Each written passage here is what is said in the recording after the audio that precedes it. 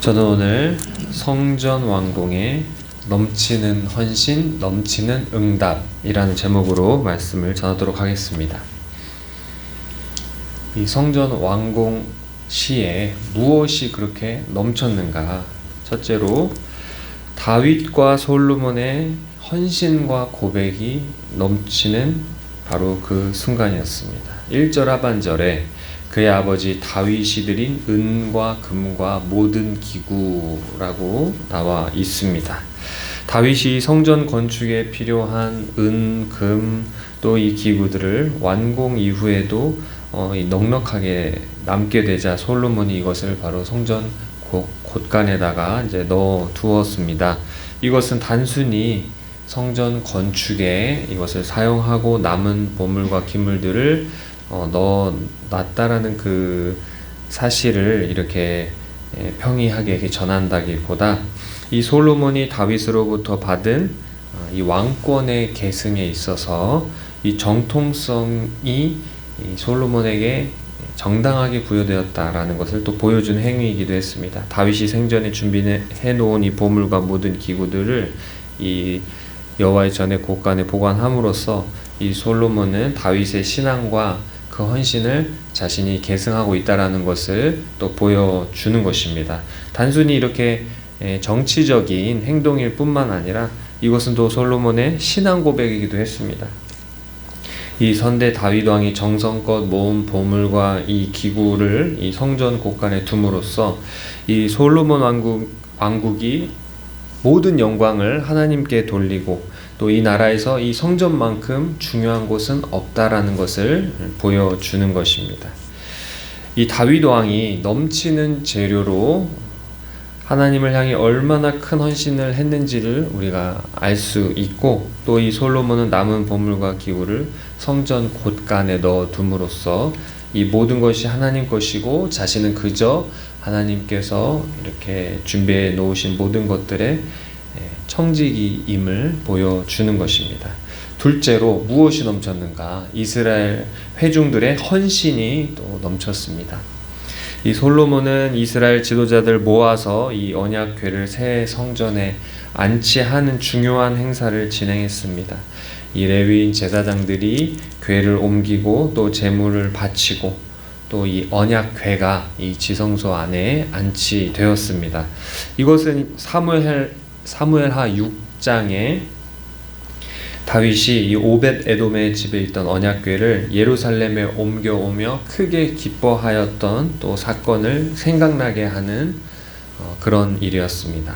다윗이 언약궤를 예루살렘에 옮겨오는 것에 성공했다면 이 솔로몬은 이 언약궤가 성전 안에 무사히 또 성공적으로 안치하는 것에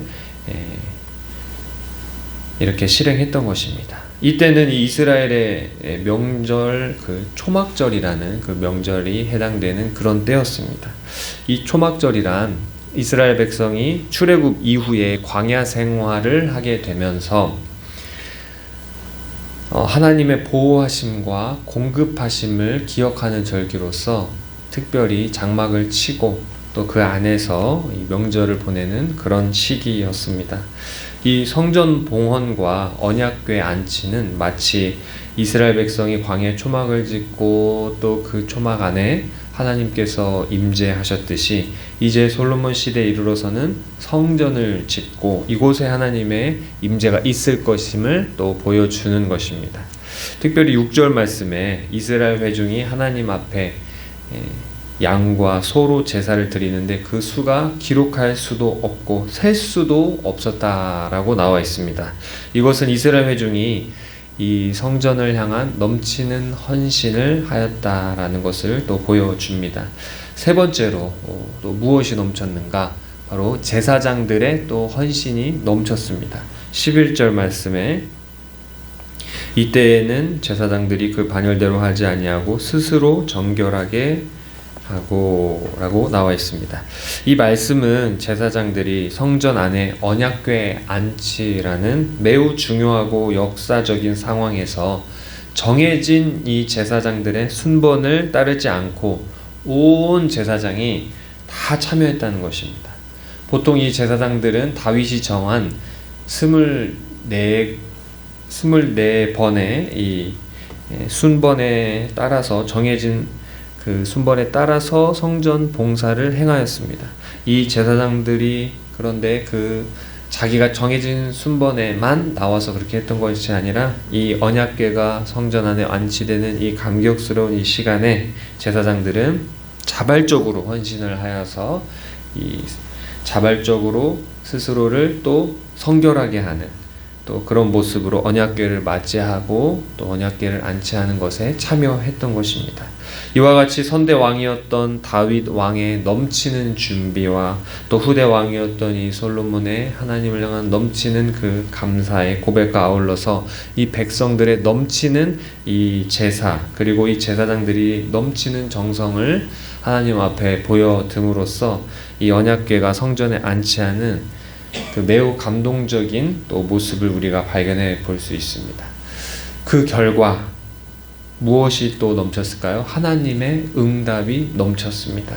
이 제사장들이 모든 악기를 동원하여서 하나님의 선하심과 또 자비하심을 찬양할 때 성전에 구름으로 나타나는 하나님의 영광이 가득했던 것입니다.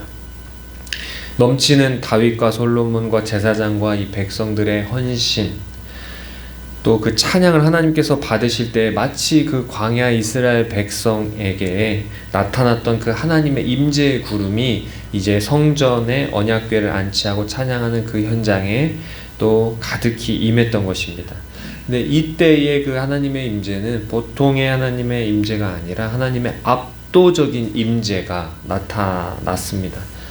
그래서 이 제사장들이 감히 서서 하나님을 섬기지 못하고 하나님의 그 임재를 크고 무겁게 충만하게 나타났던 것입니다.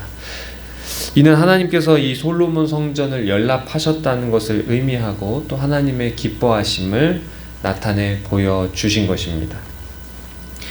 이 역대하 5장이 또 우리 그리스도와 어떻게 연결이 되는지 또 한번 살펴보겠습니다.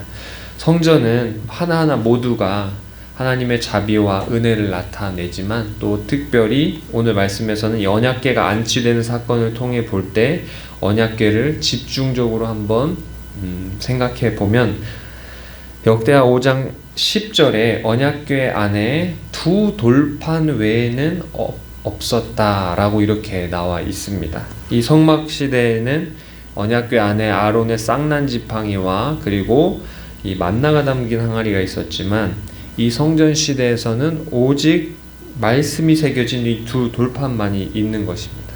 이것은 바로 이 언약궤의 그 본질이 바로 말씀이고 이 새 성전 시대는 하나님의 율법의 그 말씀 중심으로 다스려지게 되는 시대가 도래한다라는 것을 보여주고 있습니다. 요한복음 1장 말씀에 예수님은 하나님의 살아계신 말씀이라고 우리에게 보여주고 있습니다. 예수님께서 십자가의 죽으심과 또 부활하심을 통해 이루신 이 피로 세운 새 언약이 맺어지게 되는 것입니다. 이 구약에서는 이 돌로 새긴 하나님의 말씀이 이제는 예수님의 십자가의 죽으심과 또 부활하심을 통해서 우리에게 성령을 부어주시고 또 이 성령을 통해 우리의 이제 심령에 새겨지게 되는 것입니다. 이로써 우리는 진정한 하나님의 사랑과 이웃 사랑을 실천할 수 있게 되는 것입니다.